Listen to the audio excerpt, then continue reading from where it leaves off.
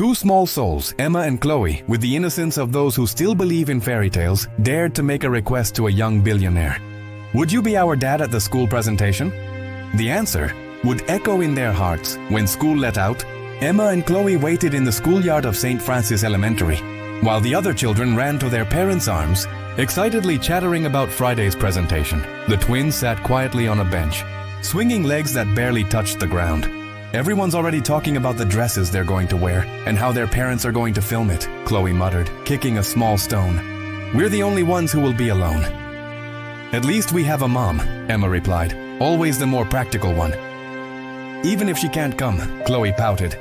But Tommy's mom doesn't even work, and his dad is taking the day off just to see him sing, and he's not even a good singer. The two fell into a heavy silence, remembering that morning's conversation.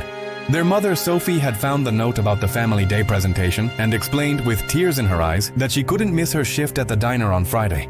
It was the busiest day of the week, and she was already hanging on by a thread after having to miss a day when Emma got sick last month. That's when the twins noticed a shiny black car parking across the street. A young man in a dark, well-tailored suit got out of the vehicle. He glanced at his watch, impatient, and took out his phone. "Look at that man," Chloe nudged her sister. "He looks important." Emma watched the stranger with curiosity. "Do you think he's someone's dad?" "No," Chloe answered thoughtfully. "I've never seen him before." The man began to pace back and forth on the sidewalk, talking on the phone, looking a bit lost or late. Chloe suddenly stood up from the bench. "Let's go talk to him." "What? Why?" Emma asked, startled by her sister's suggestion. "I don't know," Chloe shrugged, already determined. "I just have a feeling." "Mom told us not to talk to strangers," Emma reminded her, hesitating. "We're just going to ask if he's lost," Chloe replied, already pulling her sister by the hand. "Come on." Without giving Emma time to protest further, Chloe started walking decisively toward the gate. Emma followed reluctantly, glancing back to see if any teachers were watching them. The twins left the school gate and stopped on the sidewalk. The man was across the street, still on his phone. "Let's wait for him to hang up," Chloe whispered, as if they were on a secret mission. The man was having a complicated day. The GPS had led him to the wrong address, and now he was late for an important meeting. "Tell Mr. Martinez I'll be there in 20 minutes. "Tops," he said into the phone, then hung up. That's when he noticed two identical little girls watching him from across the street. They wore simple school uniforms and had light brown hair tied in pigtails. They were looking at him with undisguised curiosity. He smiled slightly, amused by the situation. He gave the girls a brief wave and turned his attention back to his phone, trying to figure out the right way to go. To his surprise, the twins crossed the street and stopped a few feet away from him. One of them, apparently the bolder one, took a step forward. "Hi, are you lost?" The man raised his eyebrows, surprised by the direct approach. "I'm looking for a company's address." The girl nodded as if that made perfect sense. "I thought you looked important. You're wearing a suit." He couldn't help but smile. "And you're very observant. What's your name?" "I'm Chloe, and this is my sister Emma. We're twins." "I figured that much," he replied, putting his phone in his pocket. There was something about these girls that intrigued him. Perhaps the confidence with which they approached a stranger, or the contrast between their expressions, one shy, the other fearless. "And what's your name?" Chloe asked, looking him directly in the eye. The man hesitated for a moment, as if considering whether he should answer. "Noah," he said finally. "Noah Bennett. That's a nice name," commented Emma, speaking for the first time. Her voice was softer than her sister's. "Thank you," Noah smiled. "You two shouldn't be talking to strangers." "You don't look dangerous," Chloe replied simply. "And we're right in front of the school. Everyone can see us."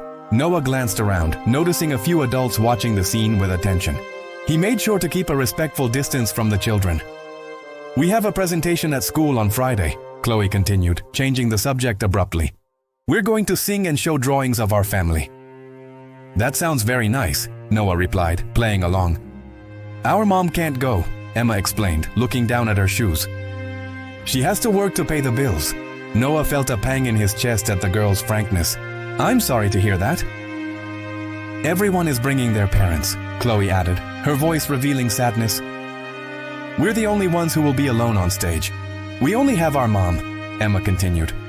"But she has two jobs. The teacher said someone from the family has to be there," Chloe said, looking at her shoes. "But we don't have anyone else."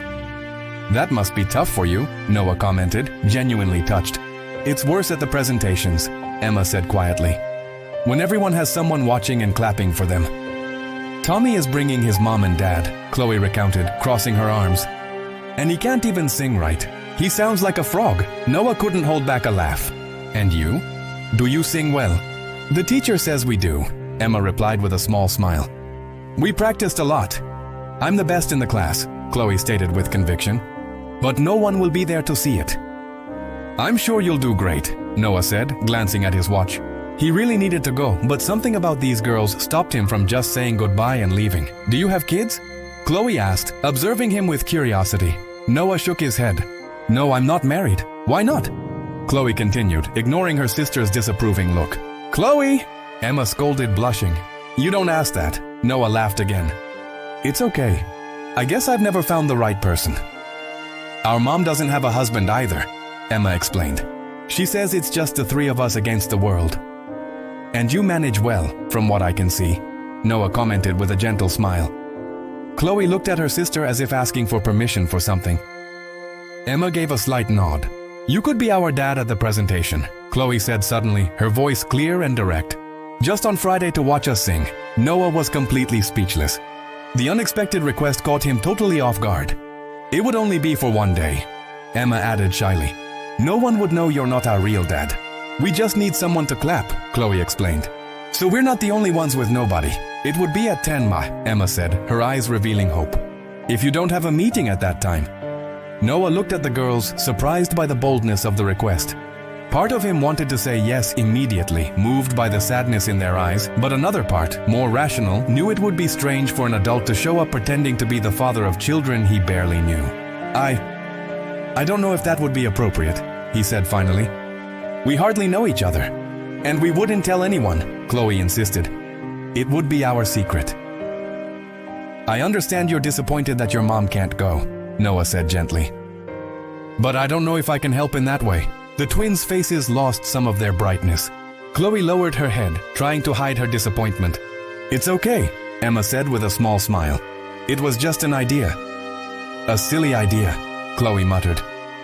It's not silly, Noah hurried to say, touched by their sadness. It's just complicated. We understand, Emma replied, pulling her sister by the hand. Sorry to bother you. You didn't bother me, Noah assured them.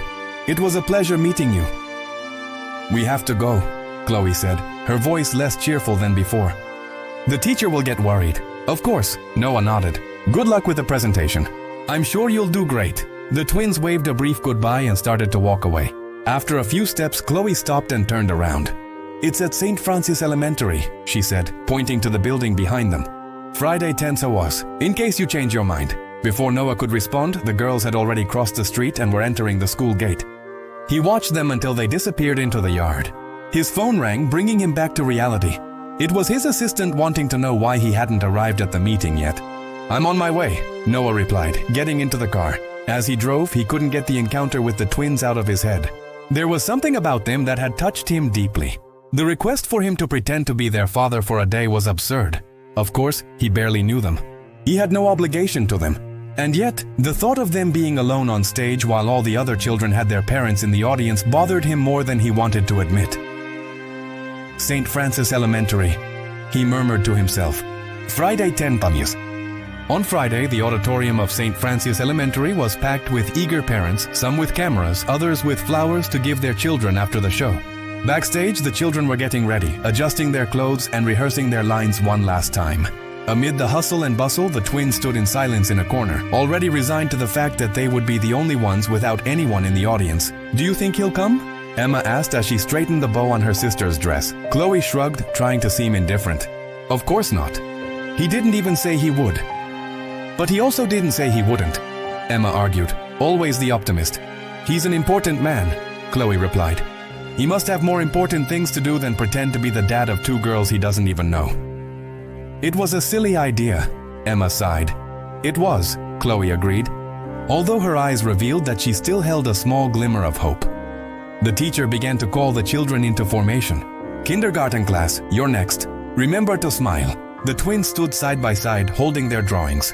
As the curtain opened, their eyes immediately scanned the audience, more out of habit than hope. The rows were filled with smiling parents, some with cameras, others waving excitedly to their children. Several children proudly pointed to their parents in the audience. The twins felt that familiar pang of sadness seeing all the seats occupied by complete families while they had no one. And then, almost at the back of the auditorium, leaning against the wall as if he had arrived too late to get a seat, they saw him. Noah Bennett was there, wearing a dark suit, watching the stage intently. When his eyes met the twins, he smiled and waved discreetly. Emma's and Chloe's faces lit up simultaneously. The surprise and joy were so intense that for a moment they forgot where they were. They squeezed each other's hands, barely able to contain their excitement. "He came," Emma whispered without taking her eyes off Noah. "I knew it," Chloe replied. Although her tone of voice revealed that she was also surprised, the show began. One by one, the children performed, singing children's songs and reciting poems. The twins sang with clear and melodious voices, their eyes fixed on Noah. He applauded enthusiastically, his warm smile encouraging them. When the presentation ended, Noah approached the stage. "You were amazing," he said, his eyes shining with pride. "I knew you would do great." The girls hugged him, gratitude and joy overflowing in their small hearts. "Thank you for coming," Emma said, her voice choked. "You are the best dad in the world." Noah hugged them tightly, feeling an unexpected connection with the two. He knew that day would not just be a favor, but the beginning of something much bigger. That day, a lonely billionaire found a purpose, and two girls found the father figure they so desired. The audience's applause was not just for the presentation, but for the hope and love that had blossomed on that stage. And so, the story of Emma, Chloe, and Noah became a testament that family is not always defined by blood, but by the bonds that the heart chooses to create. A story of pain, tension, regret, and above all of an unexpected love that transformed three lives forever.